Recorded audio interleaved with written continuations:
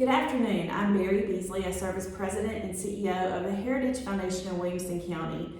It has been a truly incredible year, and I wanted to take just a few moments this afternoon and share with you some of our really great highlights.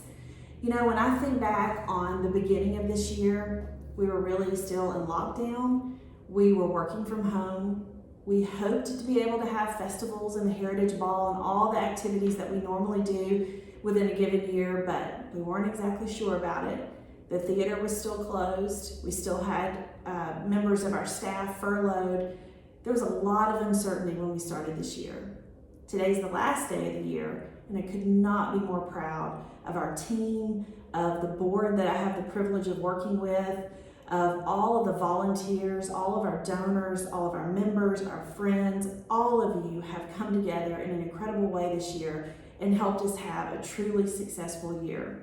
Just yesterday, I got some really outstanding news, and I want to share a quote with you that I received today from Andrew and Marianne Bird.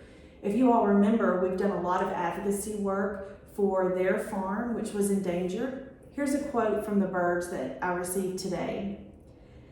"We are happy the Mill Crofton Utility District decided to withdraw its petition to seize our property on the historic Holly Tree Gap Road. This withdrawal would not have occurred without the outpouring of support from our wonderful neighbors, the Heritage Foundation of Williamson County, and the broader community. We are truly grateful to the thousands of people who supported our efforts and look forward to putting this issue behind us." We are so happy for the Birds, and this is truly a great example of how the advocacy work of the Heritage Foundation really does make a difference in Williamson County. I also wanted to share just a few highlights of our year. There's so much I could talk about, but there are a few items that I particularly wanted to share today with you on this last day of the year. Earlier in December, our team got together and we all just shared wins for the year of what's happened since that lockdown first quarter of 2021. And I thought today would be a good opportunity to share some of those wins with all of you. Regarding our Downtown Franklin Association, we have over 100 businesses in historic downtown that we now serve through the DFA. With marketing and communication, we revised our branding, and we actually launched 3 new websites this year. If you haven't checked them out, visit the Franklin Theater, the Downtown Franklin Association, and the Heritage Foundation's new websites. We also created videos that I hope all of you have seen, with our branded video for Heritage Foundation, our Franklin Theater 10th anniversary documentary, and our Heritage Ball overview. We've grown our subscribers to over 64,000, and we have over 160,000 followers now across all of our social media platforms. We were able to bring the festivals back. I know a lot of you attended and we all had a great time. We had a beautiful Main Street Festival, a Pumpkin Fest to remember, and then an absolutely wonderful Dickens of a Christmas just a few weeks ago. You may or may not know that CBS Sunday Morning actually covered Dickens of a Christmas, and it was an honor for me to be able to talk with them about that event and what it means to our community. It was a personal joy for me to be able to see the Franklin Theater reopen after such a difficult period of time. We brought our staff back, we've grown our team, and we actually in August celebrated the 10th anniversary since the reopening of the Franklin Theater. There are good days ahead for the Franklin Theater, and we're really excited about what's ahead, particularly in 2022. A lot's happened with Franklin Grove that we are so proud of. This year, we were able to grand open the Lehue Mansion in the Franklin Innovation Center. I'm actually here in the Innovation Center today. It's such a beautiful space, and I just visited downstairs with one of the tenants who talked about how meaningful this place is for her as she grows her business. We had a fantastic Heritage Ball. We had Dr. Allen and Sean Sills chair the ball. Senator Bill and Tracy Frist hosted the patrons party at their home, Old Town, a historic property here in Williamson County. It was all just a beautiful experience, and it raised a lot of money for the Heritage Foundation. Perhaps what I'm most excited to share with you about as I look back on 2021 is our core mission work, which is preservation, education, and advocacy. I could go on and on about it, but there are a few things specifically that I want to share.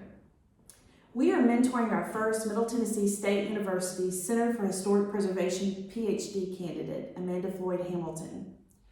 This team has curated interpretive panels inside of the Leahy Mansion. They've completed and updated historic structure reports for both the Lee Buckner Rosenwald School and Franklin Grove. They are working to complete the National Register nomination for the Parham School in southwestern Williamson County. They've done a paint analysis for the Perkins Winstead House at Franklin Grove and Lee Buckner. They've attended and represented our community at a lot of key conferences. They presented virtually at the 11th Annual Slave Dwelling Project Conference hosted by Clemson University. Our Senior Director of Preservation and Education, Rachel Finch, virtually presented at the Lemon Project Symposium at the College of William and Mary. Our Director of Preservation, Dr. Blake Wintry, presented at the Southeastern Architectural Historians Association Conference. And there's a long list here of many, many more places where they spoke and represented our organization. Rachel Finch was named to the membership committee for the National Preservation Partners Network. Blake continues to serve on Franklin's Charge Board of Advisors. Rachel is chairing the Franklin Civil War Historical Commission. Regarding preservation and grants, we're really proud to have received one of the Tennessee Wars Commission's grants. We received a $30,000 grant for archaeological study at Franklin Grove. There's been a tremendous amount of field work, actually pages and pages here in my notes, of field work that's taken place. We've also focused on museum and collections management, which is a new part of our organization. We took on 3 new collections this year. Regarding education, we have continued our work with the Junior Heritage Foundation, and we've had 4 programs just this year with our Rick Warwick Lecture Series. We've received a grant from the Community Foundation of Middle Tennessee for our traveling interpretive panel exhibit on African American education. Our team successfully executed our first Summer Educator Institute. We developed the second traveling interpretive exhibit on African American education in Williamson County featuring our Rosenwald School. We had our first traveling interpretive panel exhibit on women's suffrage and the 19th Amendment. Also, in terms of education, we held our 5th Annual Preservation Symposium. Our team prepared an interpretive museum exhibit for the 10th anniversary of the Franklin Theater. We've had our 2nd year for the Rick Warwick Lecture Series. Our team coordinated tents and had representation at Juneteenth, both on the square and at Pinkerton Park. We've been able to make a lot of great strides in terms of government relations. We've advocated for the preservation of the Old Charlotte Pike Corridor and Gentry Short Farms. We've spoken at multiple city meetings against development of historically significant properties, including Creekside and Brownland Farms. I'm very proud of this team for establishing our first Preservation Advocacy Committee with committee members from across Williamson County. And we've established the first countywide endangered list, Sites to Save, that included this year 1 National Historic Landmark, 4 National Register of Historic Places, and 1 cemetery. We also established a Sites to Watch list that included 3 National Register Historic Sites. And so when you think in terms of all of the pieces of this organization, from the entertainment of the Franklin Theater, to the work with our downtown merchants and the Downtown Franklin Association, to the vision of what Franklin Grove will be, which is an asset for the entire community. And then this core preservation work, advocacy, government relations, education that is not only raising up the next generation of preservationists, but it's also preserving what's so special about our community. I would just say that I end this year with gratitude, with excitement, and with a big vision for 2022 and beyond.